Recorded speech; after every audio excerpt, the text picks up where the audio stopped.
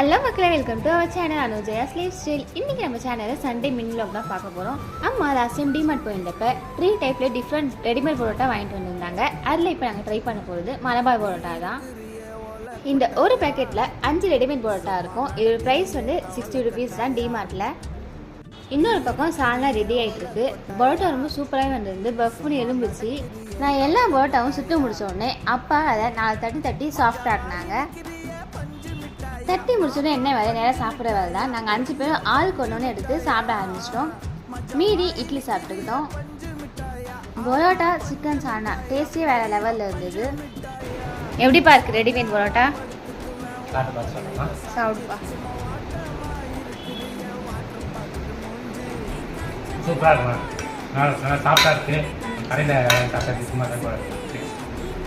Okay, பாய் சொல்கிறேன். பாய். நீங்களும் வாங்கி சாப்பிட்டு ட்ரை பண்ணுங்கள்.